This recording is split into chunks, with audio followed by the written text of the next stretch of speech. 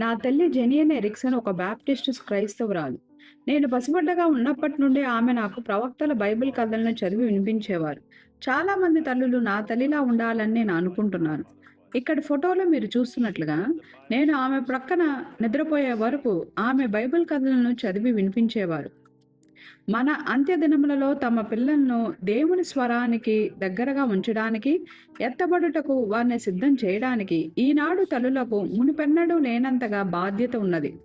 ఇందుకొరకు ఆ వారపు టేపును ప్లే చేస్తూ ఏడవ దూత వర్తమానికుడైన విలియం మ్యారియన్ బ్రన్హామ్ మాటలను ప్రతి పసిబిడ్డ మరియు పిల్లవాడు వినేలా సహాయం చేయాలి. ఆ తర్వాత youngfoundations.orgలోని టేప్ క్విజ్లను పూర్తి చేయడంలో ప్రతి బిడ్డకు సహాయం చేయాలి.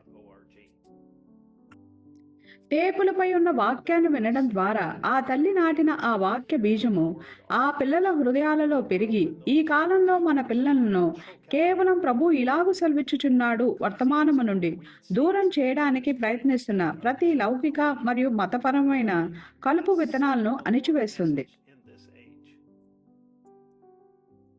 1960 జూన్ 7, 10 తేదీలలో అమ్మ, తండ్రి నన్ను సహోదరుడు బ్రన్హామ్ కోటాలకు తీసుకువెళ్ళిన తర్వాత వారు www.branham.orgలో లభించే దేవుని నుండి పంపబడిన ఒక మనిషి మరియు దక్షిణాఫ్రికాను సందర్శించిన ఒక ప్రవక్త అనే 2 పుస్తకాలను కొన్నారు. ఈ 2 పుస్తకాల నుండి సంవత్సరాల తరబడి నాకు మరియు నా తోబుట్టువులకు మరెన్నో పిల్లల బైబిల్ కథలను చదివి వినిపించారు.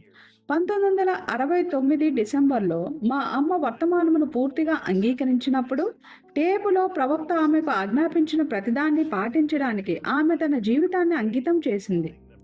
సహోదరుడు బ్రన్హామ్ ఏదైనా విషయమును ద్వేషిస్తే ఆమె కూడా దానిని ద్వేషించింది. ఆయన ఈ రోజు మనం ఇది చేస్తే మంచిది అని చెబితే ఆమె విధేయత చూపినది. తల్లులందరూ మా అమ్మలాగా ఉండాలని నేను ప్రోత్సహిస్తున్నాను. ఎందుకంటే ఈ రోజు ఆమె సంతానమైన 74 మంది అందరూ ప్రభువును సేవిస్తున్నారు మరియు ప్రతి ఒక్క హోమ్ టేప్ ఆరాధనను ప్లే చేస్తారు. ఈ రోజు దేవుడి మహిమలోనున్న ఆమె ఆత్మను దీవించును కాక. ఇప్పుడు బ్రన్హామ్ టాబర్నకల్ నుండి మరియు సహోదరు జోసెఫ్ బ్రన్హామ్ నుండి పక్షరాజులు కూడుకొనుచున్న లేఖ ఇక్కడ ఉన్నది.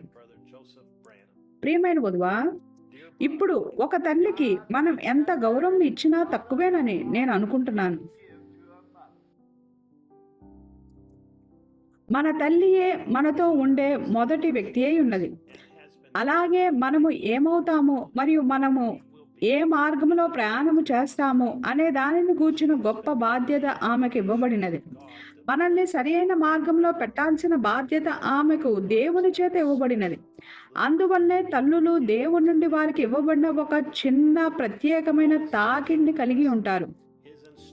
దేవుని యొక్క 7వ దూత మాట్లాడి మన హృదయములలో మన తల్లుల కొరకు మనం కలిగి ఉన్న ప్రేమను మరియు గౌరవమును వ్యక్తపరచడాన్ని మనం వింటున్నప్పుడు మనం మన తల్లులందరికీ నివాళులు అర్పిస్తుండగా ఈ ఆదివారం మన కొరకు ఎటువంటి ఒక ప్రత్యేకమైన ఆశీర్వాదము దాచబడి ఉన్నదో ప్రతిరోజు మాతృ దినోత్సవమని మనకు తెలుసు. అయితే మన ప్రవక్త 67 సంవత్సరాల క్రితం సరిగ్గా ఇదే రోజు అనగా 1959 మే 10వ తేదీన తాను మాట్లాడినప్పుడు వారి పట్ల గౌరవం వ్యక్తపరచడాన్ని మనం వినుచుండగా ఈ ఆదివారం మనం తల్లులందరికీ ప్రత్యేకమైన నివాళులను అర్పిస్తాము. సహోదరుడు జోసెఫ్ బ్రన్హామ్.